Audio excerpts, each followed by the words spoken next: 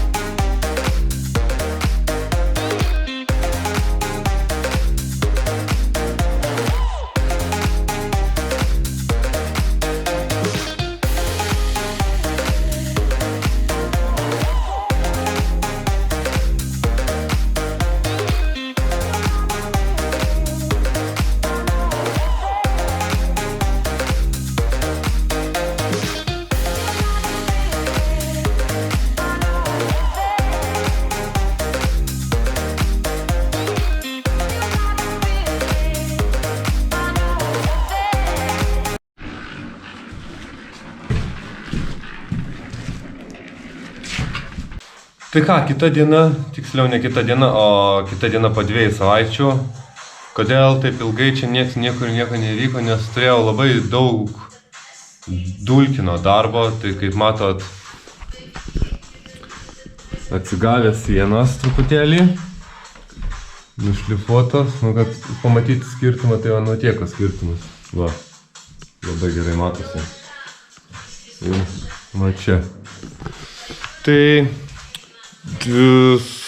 sudrimžiau kiek? Sudrimžiau beveik 40 diskelių švitrinio. Ir wow, atsibodo tikrai stipriai, bet dabar atsigavo sienos. Tikrai šviesiau, gražiau atrodo, man labiau asmeniškai patinka.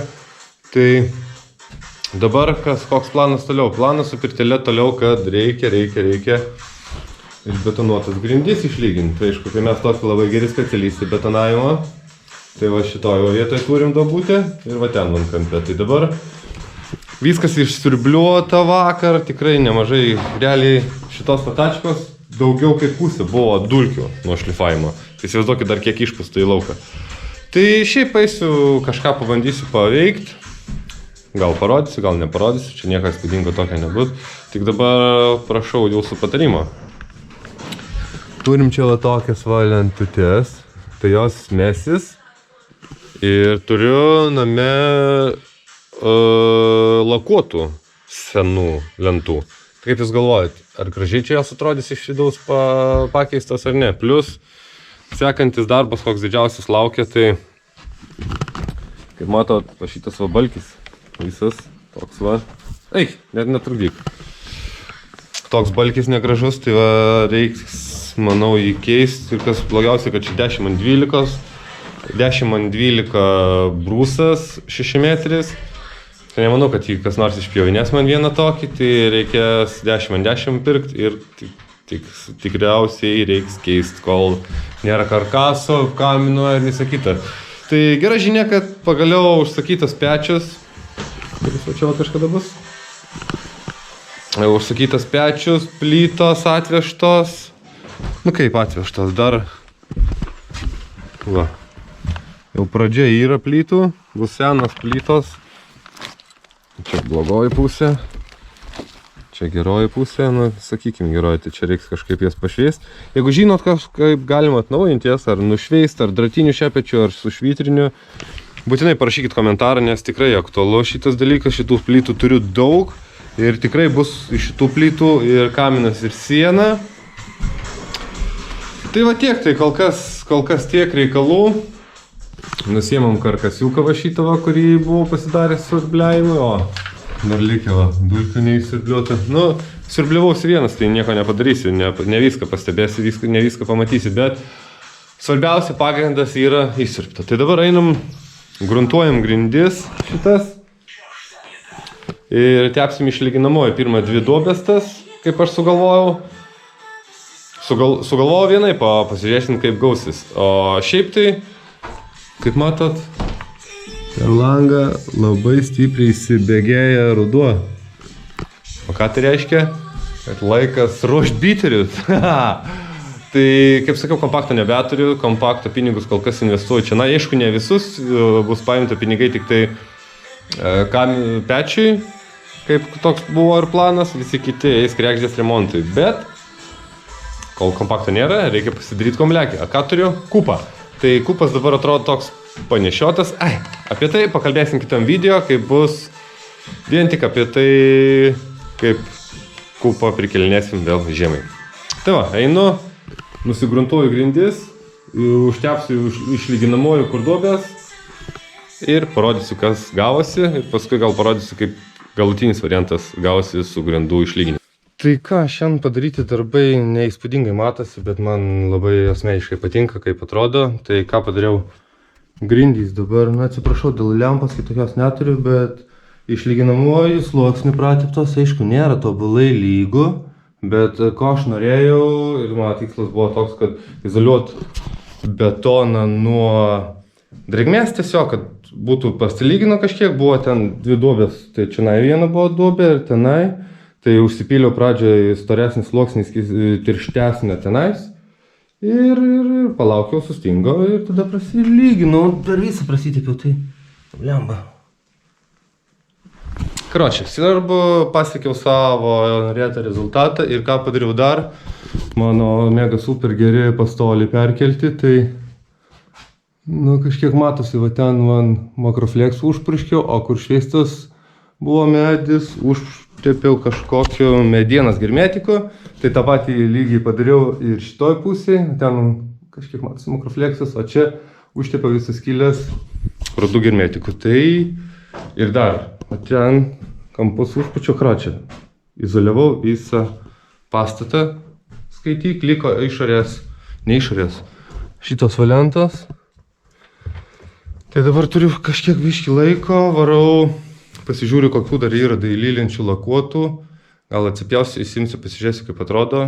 Jeigu dar kažką darysiu, tai tikrai nufilmuosiu. Tai nieko tokio įspūdingo nenuveikiau, prasirinkau, čia pakabinti šniūrai kažkokie buvo, vienys įsitampiau, pasižiūrėjau, kaip Andrius Vasiliauskas dėja pralaimėjo Top 3 kovą FIA Motorsport Games. Būna, nieko nepadarysi, čia driftas, o šiaip atkreipiant dėmesį į sieną. Kai įdėmiau pasižiūrėjau, jį matosi lygiai tas pats padaryta, kaip ir buvo viduj. Kirviu aptašyta viskas prosenelio, tai manau reikia čia pašlifuoti, taip pat kaip ir viduj. Ir paskui kažkokio padengti, tai reikia realiai išsirinkti šitos lentos. Aišku, jos net gerai, šitos prikaltos. Va, šitos va, ir čia dar pelių visokių, Tai va, tai tokios naujienos, tai ties tuo šiandien darbus ir baigiam.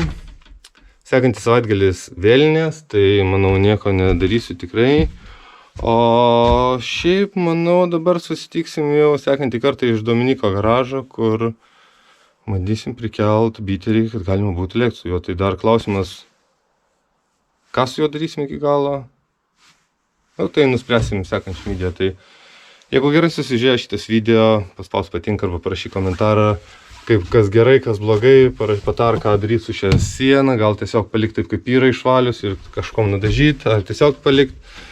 Tai tiek, ačiū, kad žiūrėjai, viso gero.